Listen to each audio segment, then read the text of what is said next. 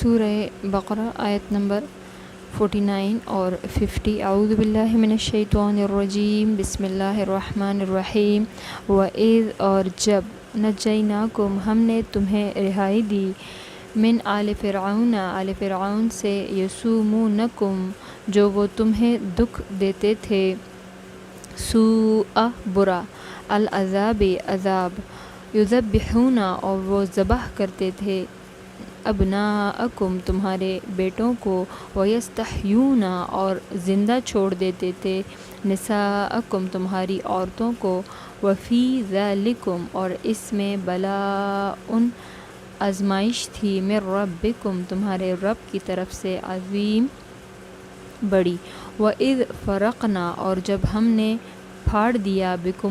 بکم تمہارے لیے، البحر دریا،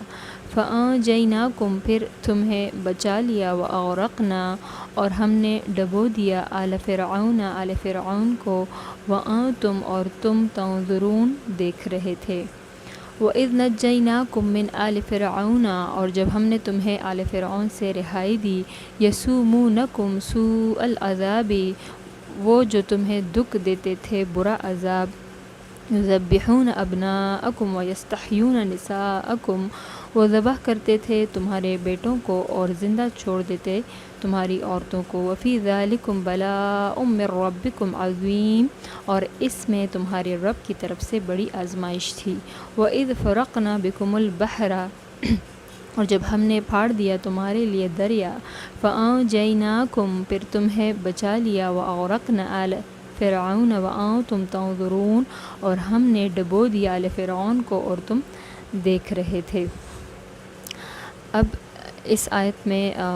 حضرت موسیٰ علیہ السلام کی پیدائش سے پہلے فرعون نے ایک خواب دیکھا کہ ایک آگ بیت المقدس سے نکلتی ہے اور وہ مصر کو آتی ہے اور فرعونیوں کے گھروں کو وہ آگ جلا لیتی ہے، لیکن مسلمان اور بنی اسرائیل کے گھر جو ہیں وہ محفوظ ہیں۔ تو فرعون نے اس خواب کی تعبیر معلوم کی تو انہوں نے کہا کہ بنی اسرائیل میں ایک بچہ پیدا ہوگا اور وہ فرعون کی حکومت کو ختم کر لے گا۔ تو اس فرعون نے پھر حکم دیا کہ جو بھی لڑکا پیدا ہو اسے مارا جائے اور لڑکی کو چھوڑا جائے۔ اس وقت بنی اسرائیل کی تعداد 6 لاکھ تھی تقریباً، اور وہ مصر میں رہتے تھے اور فرعون کے غلام بن کر رہتے تھے۔ اب وہ ایسا ہی کرتے تھے یہ فرعون، اور اس کے بعد بنی اسرائیل کے تقریباً 70,000 لڑکوں کو جو ہے ذبح کروایا گیا، اور اسی وقت حضرت موسیٰ علیہ السلام کی ولادت بھی ہو گئی اور آپ کو اللہ نے اپنی حفاظت میں رکھا، اور آپ نے جب اعلان نبوت فرمایا تو تب ہی جو یہ سلسلہ ہے یہ جا کر بند ہوا۔ تو اللہ تعالیٰ بنی اسرائیل کو یاد دلا رہے ہیں کہ جب فرعون تمہارے بیٹوں کو ذبح کرتے تھے اور بیٹیوں کو زندہ چھوڑ دیتے تھے۔ مفسرین فرماتے ہیں کہ جب حضرت موسیٰ علیہ السلام نے اعلان نبوت فرمایا اور پھر اسلام کی تبلیغ فرماتے رہے، تو ایک وقت آیا کہ حضرت موسیٰ علیہ السلام سے اللہ نے فرمایا کہ آپ بنی اسرائیل کو لے کر مصر سے روانہ ہو جائیں۔ موسیٰ علیہ السلام بنی اسرائیل کو لے کر روانہ ہوئے تو بیچ میں سمندر تھا، اور بنی اسرائیل بڑے پریشان ہو گئے کہ سامنے تو سمندر ہے، ہم آگے جا نہیں سکتے اور پیچھے سے فرعون اپنی فوج لے کر ہمارا تعاقب کر رہا ہے۔ تو حضرت موسیٰ علیہ السلام نے اپنے عصا کو سمندر پر مارا اللہ کے حکم سے، اور وہ سمندر 12 حصوں میں تقسیم ہو گیا، اور بیچ میں جو جگہ بن گئی نا،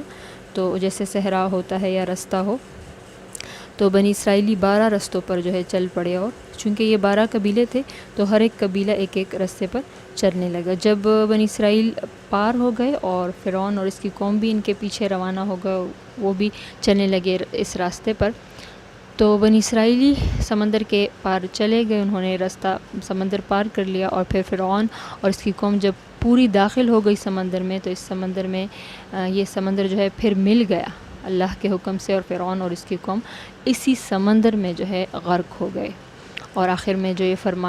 فرمایا ہے کہ تم دیکھ رہے تھے، یعنی بنی اسرائیل نے ان